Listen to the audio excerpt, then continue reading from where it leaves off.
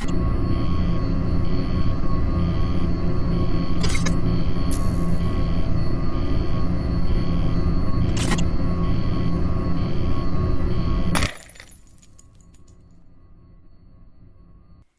friends, this week we're going to dissect another case of familicide to which a viewer suggested.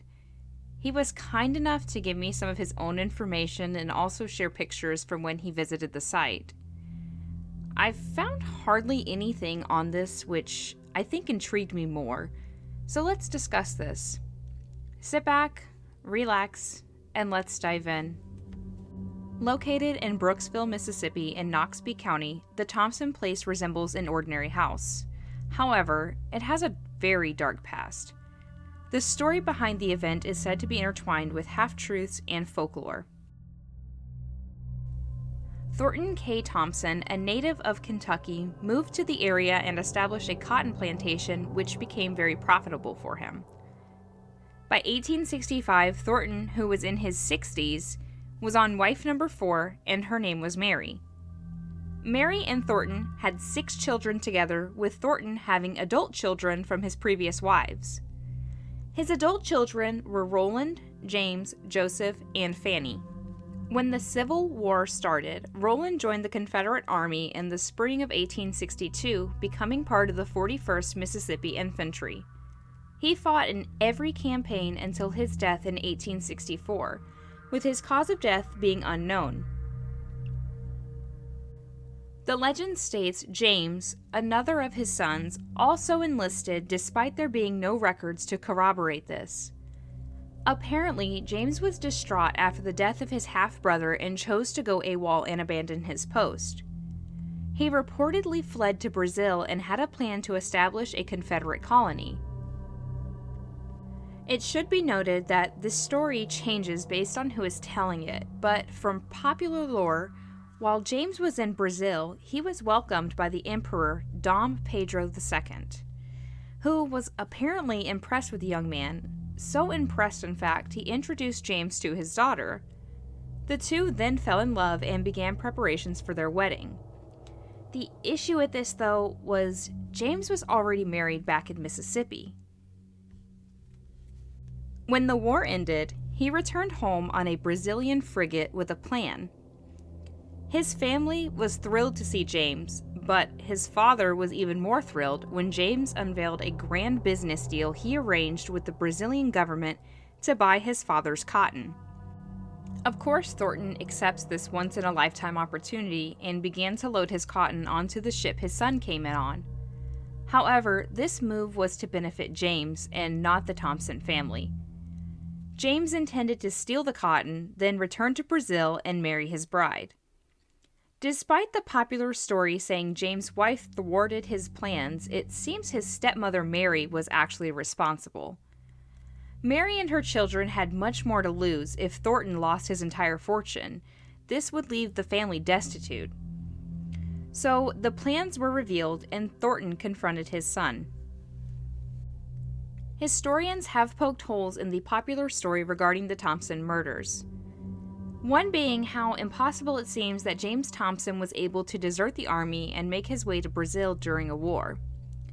And even if this happened, why would he automatically become a candidate for marriage? They also theorize his business connection, if there was one, may have actually been with Peru and not Brazil. Despite discrepancies, something horrible happened on December 4th, 1865. According to the story told, James decided to settle the score with his father. He entered the house and shot his sister Margaret with a shotgun while she was getting ready. The shot hit her in her right shoulder, nearly removing the arm from the body. Next was his stepmother Mary, who apparently begged him not to do it, but James didn't listen. He moved on to his brother Henry, who was shot in the head with a pistol and killed instantly. The two remaining children bolted the door shut upstairs, but James made his way up and forced it open. His sister Jemima ran past him and headed downstairs only to be caught and fatally shot in the head. The last was Emily. She was shot 2 times but managed to survive the attack. With unfinished business, he made his way to the river where he found Thornton waiting with authorities. James took one shot and hit Thornton in the hand. His attempt was futile and he tried to escape further down the river but was quickly apprehended. James was taken back to the plantation and hung from an oak tree. His body was buried beneath the tree while the victims were buried in the Sharon Cemetery. Thornton left and relocated to Clark County, Mississippi. He started his life anew with another wife and another child who the couple planned to name Mary. He disowned his son, Joseph, and daughter, Fanny, believing the two had some involvement in the conspiracy to defraud him.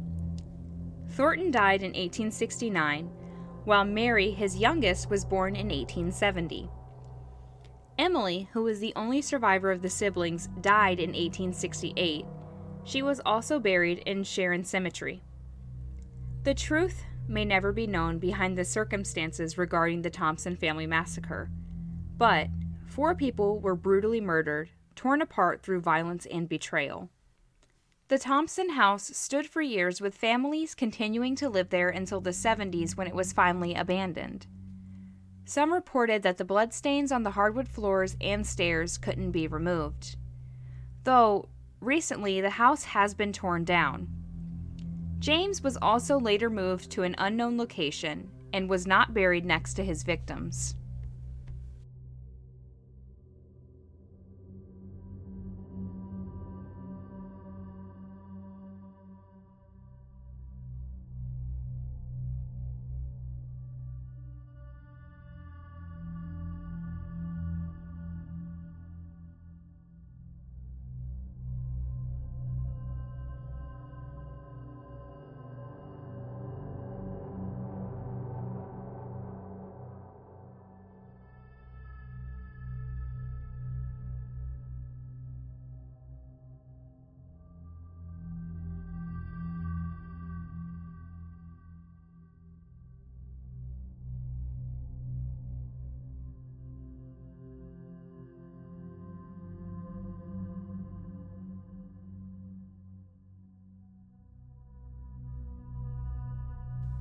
I want to give a big shout out to Rusty for sharing this story and pictures with me to share with you guys. If you have a case you're interested in sharing, shoot me an email. It'll be in the description of this video, and I also want to point out I enjoy all types of spooky subjects, so it doesn't have to just be limited to true crime. If there's something else you want me to discuss, just let me know. I always find these cases of familicide to be so heartbreaking. I just don't know how anything could make you want to murder your family. It takes a very cruel person to be able to separate themselves and take innocent lives, but even worse, to kill someone you actually cared about at one point. But I want to hear your thoughts. Let me know in the comments below. And please give the video a thumbs up if you enjoyed it, because it lets YouTube know the content is interesting enough. And consider subscribing if you feel so inclined. It not only keeps you up to date with uploads, but also because we enjoy having you here. Thank you to the viewers for your continued support. I always say it, but you're the best. I'll see you guys in the next one. Bye, guys.